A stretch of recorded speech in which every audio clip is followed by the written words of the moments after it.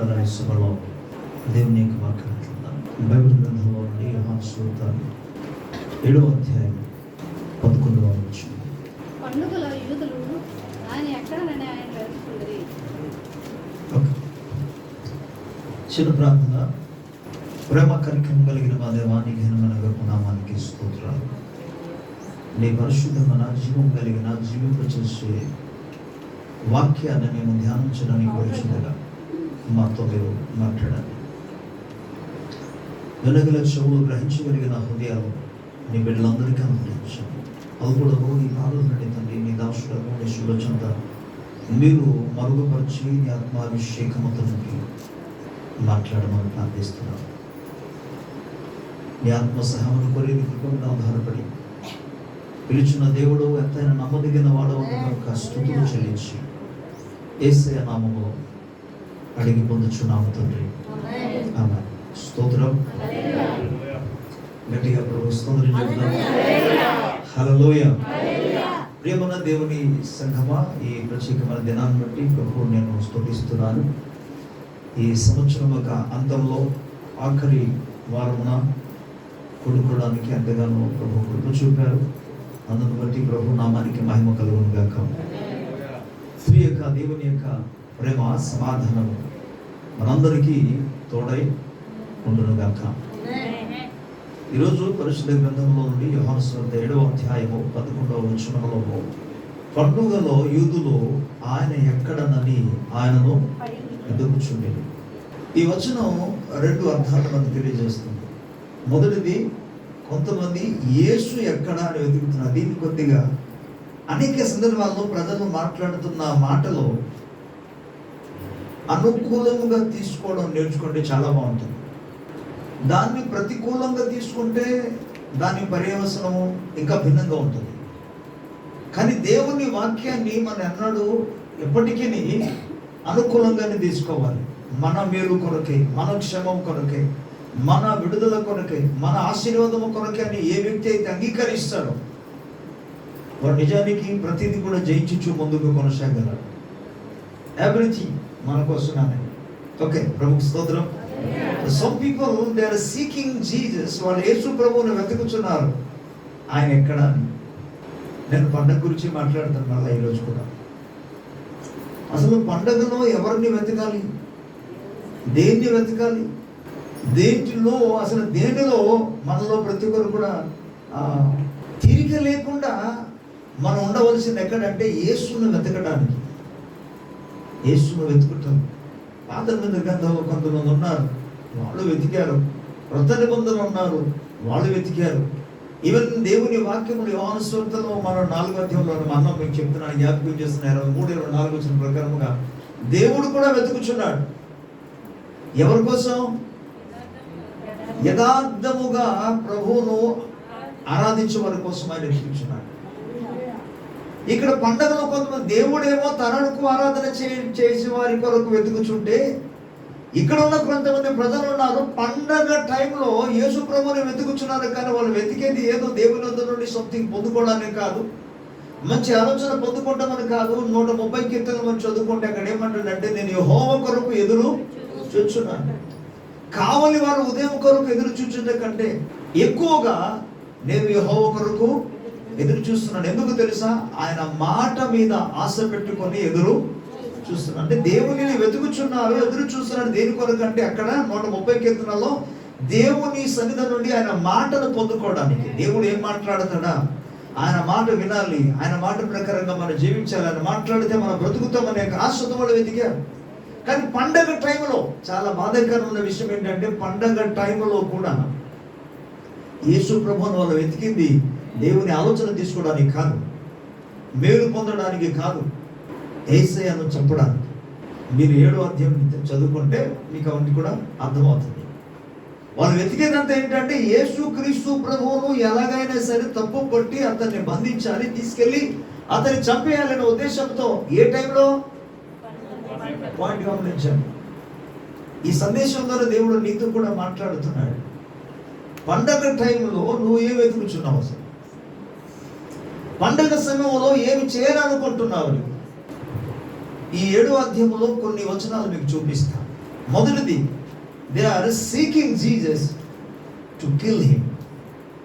రెండో భాగాలు మనం చూస్తే 7వ అధ్యాయంలోని 12వ వచనంలో పక్కనే ఉంటుంది, మరియు జన సమూహములలో ఆయనను గురించి గొప్ప సనుగు. ఏ టైంలో? పండగ. పండగలో ఏం చేయాలి? ప్రభువును ఆరాధించాలి. పండగ టైంలో ఏకముగా కూడుకోవాలి. పండగ టైంలో ప్రభువునందు ఆనందించాలి. పండగ టైంలో ప్రభువులో సంతోషించాలి. పండగ కాబట్టి ఓకే, కొత్త వస్త్రాలు ధరించుకుంటావు, సంథింగ్ ఏం చేసుకుంటావు, మంచిది. కానీ ఇక్కడ గమనిస్తే మన పండగ టైంలో సనుక్కుంటున్నాడు. సనుగు అంటే ఏంటి? మీకు ఇక్కడ చిన్న క్లారిఫై చేస్తాను. తిట్లు వేరు, సనగడం వేరు. చాలా మంది సరిగిన తిట్లు అనుకుంటారు. తిట్లు కూడా కొంతమంది సరి చేయడానికి చెప్పినా సరే తిట్లు అనుకుంటున్నారు, తిట్టేస్తున్నారు అనుకుంటున్నారు. తిట్లు కాదు అసలు. తిట్లు మీకు చెప్పకూడదు. అక్కడ బైబిల్లో కొన్ని పదాలు ఉంది. మీరు 41వ కీర్తనలు చదివితే 5వ వచనం అనుకుంటాను అంటాడు. అది కూడా చెప్పేస్తాను. మీరు నీ పేరు మార్చుకొని ఇలాంటివి తిట్లు. అక్కడ కూర్చున్నాబెట్టి సరే కూర్చో అని చెప్పింది తిట్లా? తిట్లు ఏంటి? సనుగు ఏంటి? అసలు సనుగు అంటే ఏంటి? సనుగు ఏంటంటే ఆ వ్యక్తిని చూసి పని పడలేదు, వచ్చారు ఏదో చెప్పుకుంటూ పనులు చేసుకుంటూ నడితే అది సనుగు. ఎప్పుడు ఏదో ఒకటి కావాలని అడుగుని ఏదో అంటారు, నేను చేసింది ఏది కూడా എനിക്ക് నచ్చదు, ఇలా చెప్పి తిరిగేది దేనికి సనుగుడు అంటారు. కానీ గమనించండి, ఇక్కడ ప్రజలు యేసుక్రీస్తు ప్రభు పండగ టైంలో ఆరాధించడానికి బదులుగా వారు యేసు ప్రభువును బట్టి ఒకరికొకరు సనుక్కుంటున్నారు. నీవు సనుగుతూ ఆరాధన చేస్తే, ప్రభువును సేవిస్తే వాటి మూలంగా ఎటువంటి ప్రయోజనం లేదు. అది దేవునికి అంగీకారయోగ్యమైనది కానే కాదు. పండగ టైంలో నీ మనసు ఎలా ఉండాలంటే నిష్కల్మషముగా ఉండాలి, నిష్కపటముగా ఉండాలి. దేవునికి స్తోత్రం, హల్లెలూయా. అసలు సనుగుకు బదులుగా ఏం రావాలి నోటి నుండి? కృతజ్ఞత రావాలి. ఉదయాన్నే అసలు తెల్లవారుజాము లేచిన మొదలుకొని దేవునికి స్తోత్రం, హల్లెలూయా. దైవజనుడైన బ్రెన్హామును గురించి ఒక వాక్య సాక్ష్యం చెప్పాను మీకు. తన భార్య చనిపోయారనే వార్త తెలిసినా ఏమైనా సరే తన మాత్రం ఒకటే పాట. ఏ పాట? అంతమంది జ్ఞాపకం మర్చిపోయారు. హల్లెలూయా, స్తోత్రం. ఒక అడుగు వేస్తున్నాడు, హల్లెలూయా. ఇంకొక అడుగేసి స్తోత్రం. పరిస్థితులు ప్రతికూలంగా మారిపోయినా అతను ప్రభువును మాత్రం స్తుతించాడు. దుఃఖకరమైన సమయంలో, ఏడవలసిన సమయంలో ప్రభువును స్తుతించాడు. మరి పండగ టైంలో ఏం చేయాలి? దుఃఖకర సమయంలోనే ఆయన ఏడ్చవలసిన సమయంలోనే ఆయన ప్రభువును స్తుతించారంటే మనం పండగ టైంలో ఏం చేయాలి? ఎంతగా స్తుతించాలి, ఎంతగా ఆరాధించాలి. బట్ అక్కడ ఉన్న ప్రజలు మనం గమనిస్తే పండగ టైంలో సనుక్కుంటున్నారు. ఒకరి మీద ఒకరు ఎన్నడూ కూడా మనం సనగకూడదు.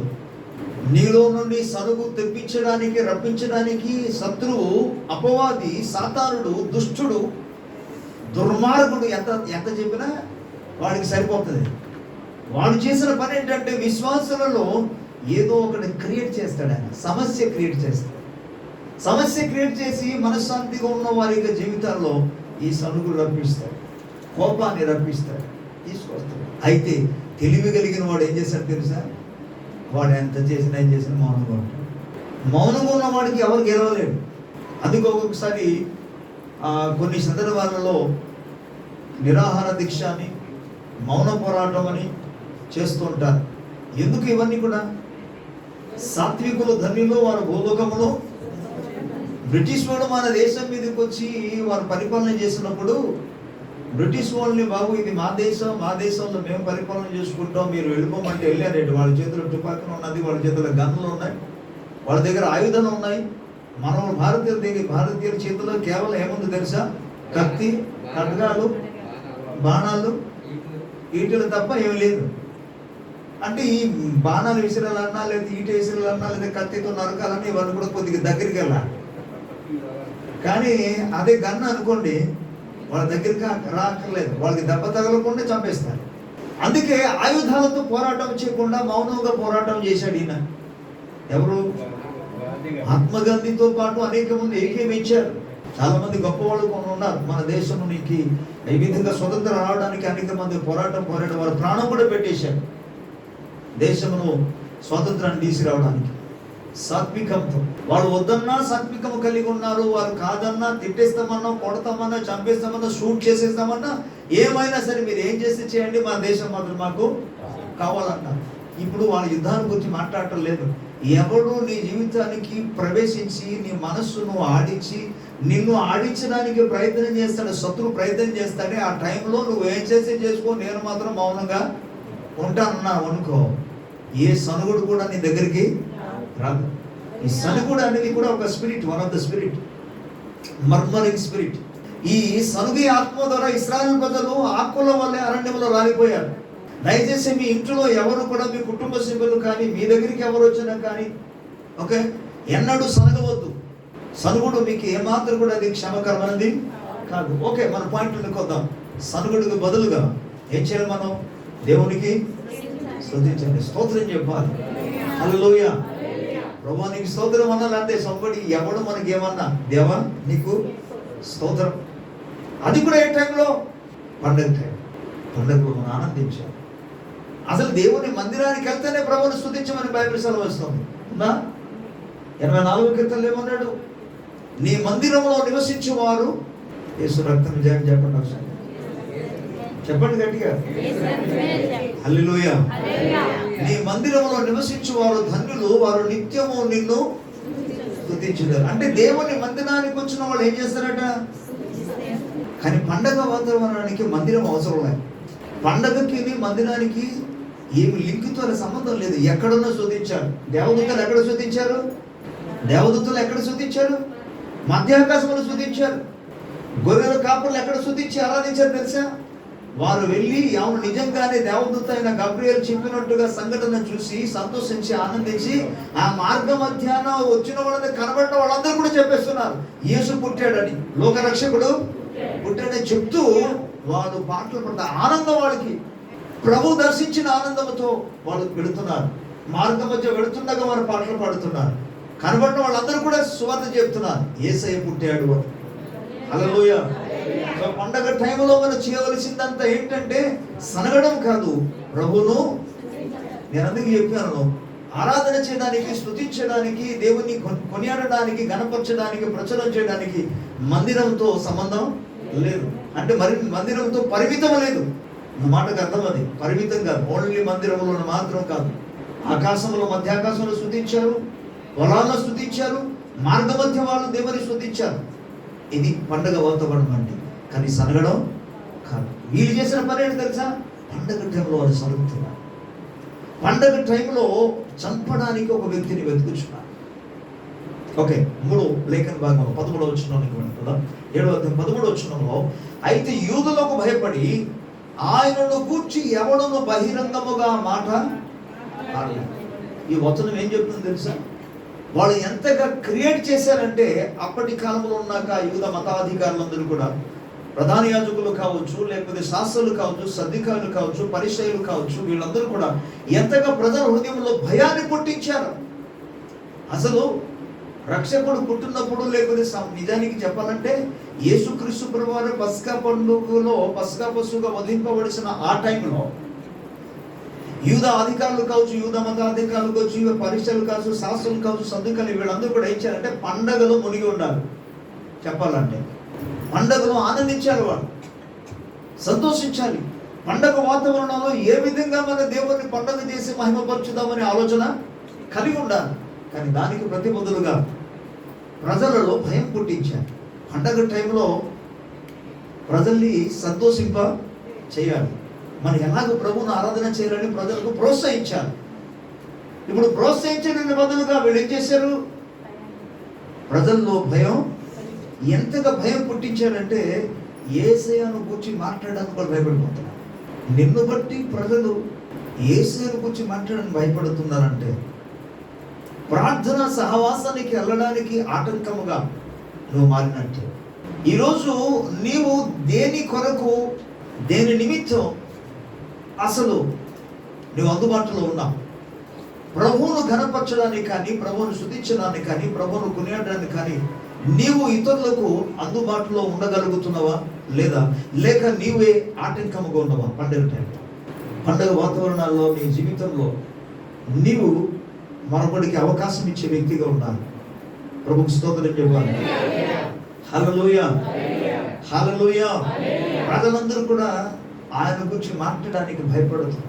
కొంతమంది ఉంటారు వాస్తవాలు తెలిసిండి కూడా నోరు తెరవరు. అలాంటి వాళ్ళు ఇక్కడ ఉన్నారు. దావీదు కాలంలో కూడా అదే జరిగింది. నాలుకకు ఏమి లేదు కదా, దుమ్ము లేదు అంటారు కదా. అలాగే సౌలు ఏమో అధికారంలో ఉన్నంత వరకు కూడా దావీదు మంచివాడని అందరికీ తెలుసు. తెలిసినా సరే సౌలు పక్షాన్ని మాట్లాడాడు. సౌలు చనిపోయిన తర్వాత ఏమంటున్నాడు తెలుసా? మళ్ళా దావీదు దగ్గరికి వచ్చి, అయ్యా దేవుడు నిన్ను ఏర్పరచుకున్న సంగతి మాకు తెలుసట. మరి ఇప్పుడు తెలుసా? ముందు తెలియదా? ఎందుకు? సౌలు చనిపోయాడు కదా. సౌలు చనిపోయాడు కాబట్టి దావీదుని ఆహ్వానిస్తున్నారు. సౌలు బ్రతుకున్నంత వరకు తెలిసిండి కూడా చూడండి మనిషి శుభమల్లం. ఇక్కడున్న ప్రజలు కొంతమంది ఉన్నారు ధైర్యంగా ముందుకు వచ్చి ఆయన ఏం చేశాడని అన్నవాడు ఒకడు లేడు. అమ్మో మాకెందుకులే అన్నవాడు ఉన్నారు. ఇక్కడ యేసుని గూర్చి మాట్లాడడానికి భయపడుతున్నారు. యేసుని గురించి మాట్లాడని ఎందుకు భయపడాలి? ప్రజలలో ఇటువంటి భయమును అసలు ఎందుకు క్రియేట్ చేయాలి? అసలు అది నిజమైన పండగ. దేవుని గురించి ప్రజలు మాట్లాడడానికి అవకాశం ఇవ్వాలి. దేవుని గురించి పాడడానికి ప్రజలకు అవకాశం ఇవ్వాలి. దేవుని ఆరాధన 95 కీర్తన మనం చదువుకోండి. ఏమని? రండి యెహోవాను గురించి, అది దేవుని గురించి మనం ఉత్సాహగానం చేద్దాం రండి అని ఆహ్వానించాలి. కానీ దాని బదులుగా ఉత్సాహగానం కాదు, భయం. భయం. ఈరోజు నీవు కూడా మనుషులను బట్టి భయపడుతూ జీవిస్తుంటే అది నిజానికి నిజమైన పండుగ కాదని. ఫియర్లెస్గా ప్రభువును ఆరాధన చేయాలి. భయం లేకుండా ఆరాధన చేయాలి. ప్రభువును ఆరాధన చేయడానికి ఎందుకు భయం? దేనికి భయం? ఎవడేమంటే ఇప్పుడేమైపోయింది? ఓకే, ఎవరైనా సరే ఆటంకంగా వచ్చారు, ఏదో మాట అన్నారు అనుకోండి, ప్రతికూలంగా చెప్పారు అనుకోండి, అంటే ఇప్పుడు ఏమైపోయింది? నీకేమైపోయిందని నేను అడుగుతాను. నష్టమా? నిజానికి ప్రజలు ప్రభు నామను బట్టి నిన్ను అవమానపరిస్తే, ప్రభు నామను బట్టి నిన్ను తిరస్కరిస్తే, బైబిల్లో యేసుప్రభు అన్నాడు, నీవు ధన్యుడు. నా పేరట ప్రజలు మిమ్మల్ని ద్వేషించి, హింసించి, దూషించి, అబద్ధముగా చెడ్డ మాటలు పలికినప్పుడల్లా మీరు ధన్యులు, మీరు ఆనందించి సంతోషించమన్నాడు. అసలు ఆ విధంగా ఎప్పుడు వస్తుందని మనం ఎదురు చూడాలి. ఎవరైనా తిట్టారు అనుకోండి, నవ్వుతూ మనం సంతోషంగా ఆనందించాలి. ఎవరి నామాన్ని బట్టి? ప్రైజ్ ది లార్డ్, హల్లెలూయా. మనం ఏమాత్రం కూడా అయ్యో ఇలాగనేశారని బాధపడాల్సిన పర్లేదా? అలాగ అనడమే మనకు ఆశీర్వాదం. వాళ్ళు 2 తిడితే మనం బహుమానం 2 వస్తాయి. వాస్తవం, నిజం చెప్తున్నాను, జోక్ కాదు. ఇతరులు అన్ని జనులు మనకి ఏమైనా అన్నారు అనుకోండి, దేవునికి స్తోత్రం, అప్పుడే మనకు బహుమానం. ఓకే ప్రియులారా, సో భయము లేకుండా ప్రజల్లో భయము క్రియేట్ చేసినట్టుగా పండగ ఉండకూడదు. కానీ ప్రజల్లో సంతోషించినట్టుగా, ఆనందించినట్టుగా స్వేచ్ఛ రావాలి. ఈ భయం వచ్చిన వెంటనే వారిలో ఒక రకమైన ఆటంకాలు, బంధకములు వచ్చినట్టు. భయం లేకపోతే ప్రజలు స్వేచ్ఛగా ప్రభువును ఆనందించగలరు. దేవునికి స్తోత్రం. అండ్ తర్వాత మనం చూసుకుందాం 25వ వచనం, 7వ అధ్యాయం 25వ వచనం. యెరూషలేములో వారిలో కొందరు వారు చంప వెదుకువాడు ఈయనే కాడా అన్నారు. అంటే వారు దేనికోసం యేసుప్రభువుని వెతుకుతున్నారు? యేసయ్యను చంపడానికి. 11వ వచనం మనం చూసాం, ఆయన్ని వెతుకుచున్నారు అని. 25వ వచనం మనం చూస్తే ఆయన చంపడానికి వెతుకుచున్నారు. ఆయనను వారు పట్టుకోవడానికి ప్రయత్నం చేస్తారు. ఇంకో వాక్యం చూద్దాం, 32వ వచనంలోనికి మనం వెళ్ళిపోతాం. 7వ అధ్యాయం 32వ వచనంలో, జనసమూహము ఆయనను గూర్చి ఇలాగూ సనుగుకొనుట పరిచయాలు వినినప్పుడు ప్రధాన యాజకులను పరిచయులను ఆయన పట్టుకొనుటకు బంట్రుతులను పంపిణీ. వాళ్ళ ముందు పట్టుకోవడానికి ప్రయత్నం చేశారట, వారి వల్ల అవట్లేదని కొంతమంది సోదరులను మంచిగా ఇప్పటి కాలంలో ఆధునిక కాలాల గురించి ఆలోచన చేస్తే మోడర్న్ యూఎస్లో మనం స్విగ్గీ కావచ్చు, లేకపోతే దేనికో కావచ్చు, మనం ఆర్డర్ ఇచ్చిన వెంటనే బిర్యానీ సంథింగ్ తీసుకొచ్చి వెళ్తారు. నీ అంతా నువ్వు తీసుకొచ్చి మీ ఇంట్లో బాగా నీ ఒక్కడే బాగా తినేసి ఆనందించు, ఎంజాయ్ చేయి. ఆనందంగా ఉంటుందా ఒకటి తినేసి ఒక్కడే ఒంటరిగా ఉంటే? 10 మందిని కలిస్తేనే. అంత మాత్రం కాకుండా ఆ ఆహార పదార్థాల్లో కూడా 10 మందితో కలిసి భోజనం చేసినప్పుడే. మరి మీరు అందరూ మానుకున్నారంటే ఏంటో నాకు డౌట్గా వస్తుంది. మీరు వంట చేసినాక వంటను ప్రేమ దేవుడారా కలిసి ఒకవేళ 4 కోసం వంట చేశారనుకోండి, ఇంకొకటి వచ్చాడు వాళ్ళతో కలిసి భోజనం చేసినప్పుడే ఆనందం. అది ఇక్కడ జరిగింది ఏంటి? భేదాలు అంటే డివిజన్ అయిందన్నమాట. అంటే కలిసి చేయడం కాదు, ఐక్యత కలిగి ఉండడం కాదు, సమాధానం కలిగి జీవించడం కనపడట్లేదు ఇక్కడ. ఏ వాతావరణంలో? పండగ వాతావరణంలో ఐక్యత కలిగి ఉండాలి, సమాధానం కలిగి ఉండాలి, నెమ్మది కలిగి ఉండాలి, కలిసి ఆనందించాలి, కలిసి సంతోషించాలి, కలిసి భోజనం చేయాలి. ఇక్కడ మనం గమనిస్తే భేదాలు పుట్టించాం పండుగ టైం. మీ కుటుంబంలో ఒకవేళ కుటుంబ సభ్యులతో నువ్వు కలిసి ఉండకపోతే, కలిసి జీవించకపోతే, సమాధానం కలిగి ఉండకపోతే, ఐక్యత కలిగి నువ్వు ఉండకపోతే పండుగకి అసలు అర్థమే లేదు. కొన్ని సందర్భాల్లో పండుగలో కొంతమంది గొడవలు తెచ్చిస్తారు. ఎవడో శత్రువు తీసుకొస్తారు. ఎలాంటి గొడవలు తీసుకొస్తారంటే ఏమీ కాదు, అంత చక్కగా పురుషులే ఉన్నారు అనుకోండి, అంత చక్కగా ఉన్నారు, వెళ్ళి మటన్ ఏది తీసుకొచ్చాడు, అక్కడ కారం ఎక్కువ అయిపోయింది అంతే, లేకపోతే ఉప్పు ఎక్కువైపోయింది అనుకోండి, అది పండగ అని కాదు, ఈరోజు ఆ రోజు కాదు గొడవ. ఇక పండగ అంతా ఏమైపోయింది, అంతే పరిస్థితి. వాళ్ళొక భిన్నమైన గొప్ప పండుగ మారిపోతుంది. సో ప్రియులారా, నీకు డబ్బు ఉండి ఎంత మంచి ఆహార పదార్థాలు తీసుకొచ్చినా నియంత్రణ నువ్వు తిన్నా అసలు దానికి మీనింగ్ లేదు, అర్థమే లేదు. సో నీ కుటుంబ సభ్యులతో ఏం చేయాలి? కలిసి ఉండాలి. చాలా మందికి కుటుంబ సభ్యులతో ఒకరికొకరు సమాధానమే ఉండదు, కానీ పండగ మాత్రం చేసుకుంటారు. సమాధానం ఉండదు కానీ మందిరాలకు వెళ్తారు. ఇప్పుడు ఎందుకంటే కొంతమంది పండుగ క్రైస్తవులు ఉంటారు కదా, పండుగ క్రైస్తవులు అంటే ఓన్లీ పండుగ టైంలో మాత్రం వస్తారు, మిగతా టైంలో కానీ దానియేలు గ్రంథంలో ఏమన్నాడు తెలుసా? అనుదినము నీవు సేవించుచున్న దేవుడు, హల్లెలూయా, నీవు నిత్యము సేవించుచున్న దేవుడు నిన్ను కాపాడుతాడు. పండగ టైంలో వస్తే మాత్రం, పండగ టైంలో కూడా వచ్చి 3 సార్లు వచ్చి దేవునికి కనబడిపోయి ఇక వచ్చాను కదా ఒకటే ఆ ఒక్క అటెంప్ట్సే మొత్తం 360 రోజులకి వేసే ప్రభు కుదరదు. నిత్యము ప్రభువును సేవిస్తే నిత్యము లాస్ట్ టైం నిన్న కాదు కొద్ది వారాల క్రితం మీకు చెప్పాను, నీవు ఎవరో నాకు తెలియదు. వాళ్ళు కూడా వచ్చి తలుపు కొడుతున్నారు, అయ్యా మేము వచ్చాం మాకు తలుపు తెలవమంటే ఆయన చెప్పిన జవాబు ఏంటి తెలుసా? మీరు ఎవరో నాకు తెలియదా. అంటే ఎవరికి మాట చెప్తారు? ఎవరికి మాట చెప్తారంటే అనుదిన జీవితంలో ఆయనతో సహవాసము లేనివాడు. ఎవరితో సహవాసం లేనివాడు? యేసయ్యతో సహవాసం లేని వాడికి నువ్వు ఎవడో నాకు తెలియదు అంటాడు. అంటే నీ జీవితంలో యేసయ్య నిన్ను ఎరిగి ఉండాలంటే ఏం చేయాలి అని చెప్తాను. అనుదినము ప్రభువును నువ్వు సేవించాలి, అనుదినం దేవుని సన్నిధిలో ప్రార్థన చేయాలి. ఎందుకంటే ప్రార్థన అనేది మనం దేవునితో మాట్లాడడం అని లేఖనం మనకు తెలియజేస్తుంది.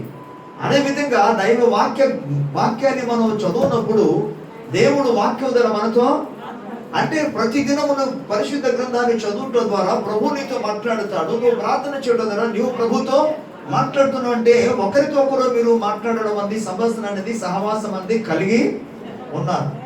అలాంటి వారికి మీరు ఎవరో నాకు తెలియదని చెప్పగలరా? చెప్పడానికి వీళ్ళదు. మరి ఎవరితో అంటారు మీరు ఎవరో లేదని తెలియదని? ఈ రోజు ఉండకుండా పండగ ఒకసారి వచ్చిన వాడికి, లేక అప్పుడప్పుడు వచ్చి ప్రభువుని దర్శించి అప్పుడప్పుడు ప్రార్థన చేసిన వాడికి, అప్పుడప్పుడు బైబిల్ చదివిన వాడికి కుదరదు. చర్చికి వచ్చిన తర్వాత బైబిల్ చదివిన మీరు ఎవరో నాకు తెలియదు అంటాడు. అదేంటి పాస్టర్ అంటారు? నేను నిజం చెప్తున్నాను, చర్చికి వచ్చిన తర్వాత బైబిల్ తెరిచి నువ్వు చదివేసినంత మాత్రాన్న నువ్వు నాకు తెలుసు అని దేవుడు అన్నాడు. అదేంటంటే మరి చర్చికి వచ్చారు కదా, బైబిల్ చర్చిలో చదువుతున్నారు కదా అని అంటే వాళ్ళు చర్చికే రావడం కాదు, ఆ తలుపు దగ్గరకు వచ్చి, ఇప్పుడు తలుపు దగ్గరకు వచ్చారు కదా, ఆ ఇంటి దగ్గరకు వచ్చారు కదా, ఇంటి దగ్గరకు వచ్చి తలుపు కొట్టారు కదా, కానీ ఇప్పుడు ఏమన్నారు? ఇదంతే నువ్వు కేవలము చర్చికి మాత్రం వచ్చినప్పుడు బైబిల్ చదివితే నువ్వు ఎవరో నాకు తెలియదు అంటాడు. గమనించాలి. సో ప్రియమని నేర్పడారు, ఆయనతో సహవాసము కలిగి ఉండాలి, సమాధానము కలిగి ఉండాలి. అందుకంటాడు దేవునితో, మరలా ఈ వచనం జ్ఞాపకం చేశాను, సర్వోన్నత మన సర్వలో దేవునికి మహిమయు ఆయనకి ఇష్టలైన మనుషులకు భూమి మీద సమాధానము కలిగి ఉండాలి. సమాధానము కలిగి ఉండి సమాధాన పరచవలసిన ఇక్కడున్న ఈ ప్రజలలో విభేదాలు పుట్టిస్తున్నారు. విభేదాలతో నువ్వు జీవిస్తే, భేదములతో జీవిస్తే అది పండగ కానే కాదు. సరే, పండగ కాకపోయినా పర్వాలేదు, కానీ ఇటువంటి శుభము కలిగిన వారు దేవుని రాజ్యంలో ప్రవేశించడం చాలా కష్టం. ఎందుకు? దేవుని రాజ్యం అంటేనే సమాధానం.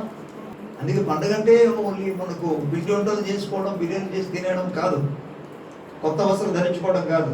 ఎందుకు?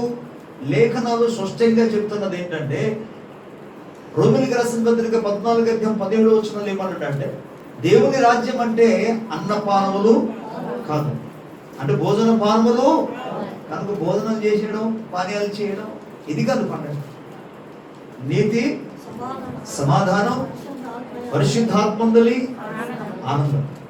స్తోత్రం. పరిశుద్ధాత్ముడు ఎప్పుడు ఐక్యపరుస్తాడు. పరిశుద్ధాత్ముడు ఎప్పుడు ఐక్యపరుస్తాడు. పరిశుద్ధాత్ముడు అన్నాడు కూడా విభేదాలు కట్టడం. పరిశుద్ధాత్ముడు ఏమాత్రం కూడా చెదరగొట్టడు, ఆయన సమకూరుస్తాడు. దేవుని స్తోత్రం. పరిశుద్ధాత్మ దేవుడు ఎప్పుడు ప్రజలకు ఒప్పింప చేస్తాడు, దీనత్వాన్ని కలుగజేస్తాడు, విధేయతని ఇస్తాడు పరిశుద్ధాత్ముడు. అందుకే నీతి, సమాధానము, పరిశుద్ధాత్మందలి ఆనందము కలిగి ఉండటయే దేవుని రాజ్యం అన్నాడు. అదే పండుగ. ప్రభువుకు స్తోత్రం. గట్టిగా హల్లెలూయా. దాని తర్వాత యోహాను సువార్త 11వ అధ్యాయంలో 55వ వచనం నుండి మరికొన్ని లేఖనాలు మనకు తెలియజేస్తాం. 11వ అధ్యాయం 55వ వచనం. మరియు యూదులు పస్కా పండుగ సమీపై ఉండేను కనుక అనేకులు తమ్ము తాము శుద్ధి చేసుకుంటే పస్కా రాక ముడిపి పల్లెటూళ్ళ నుండి యెరూషలేమునకు వచ్చింది. వారు యేసును వెదకుచు దేవాలయంలో నిలబడి, మీకేమి తోచుచున్నది, ఆయన పండుగకు రాడా ఏమి అని ఒకరితో ఒకడు చెప్పుకొనొచ్చుంది. ప్రధాన యాజకులను, పరిశీలనను ఆయన ఎక్కడ ఉన్నది ఎవరికైనా తెలిసి ఉన్నాడలా తామైనను పట్టుకొనగలుగుటకు తమకు తెలియజేయాలని ఆజ్ఞాపించి. దీని పద్ధతి చూడండి. ఆ పండగ టైంలో ఏమో కొంతమంది ఆయన ఎక్కడ ఉన్నారని వెతుకుచుంటే రెండు గ్రూప్ మనకు కనబడుతున్నారు. ఎందుకంటే అంతకుముందు యేసయ్య చేత మేలు పొందిన వాడు ఉన్నారు. ఈ మేలు పొందిన వాళ్ళందరూ కూడా ఈ టైంలో కూడా యేసు ప్రభు కనబడితే బాగుంటుంది, ఈ టైంలో కూడా వచ్చి ఆయన బోధిస్తే బాగుంటుందని ఒక తెగ. కానీ మరో తెగ మనం చూస్తే వారు ఏమంటున్నారు తెలుసా? చూడండి, చాలా విచిత్రంగా ఉంది ఈ మాట. ఎలా ఉందంటే, ఒరే బాబు, ఆయన ఎక్కడున్నాడో మాకు చెప్పండి, పట్టుకొని తీసుకురండి, కనీసం ఎక్కడున్నాడో మాకు చెప్పండి, మేమైనా వెళ్ళి పట్టుకుంటాం అంటున్నారు. చూడండి, 57వ వచనంలో అది కదా అంటున్నారు. ప్రధాన యాజకులను, పరిశీలనను ఆయన ఎక్కడ ఉన్నది ఎవరికైనా తెలిసి ఉన్నట్లా తాము ఆయనను పట్టుకొనగలుగునట్లు మాకు చెప్పండి అంటున్నారు. ఏ టైంలో? ప్రియమైన దేవుని బిడ్డలారా, పండగ టైంలో ప్రశ్న ఏంటంటే, నీ ఆలోచన విధం ఎలా ఉంది? పండగ వాతావరణాల్లో నీ తలంపులు ఎలా ఉంది? నీ ఆలోచనలు ఏం చేయాలనుకుంటున్నావు పండగ టైంలో?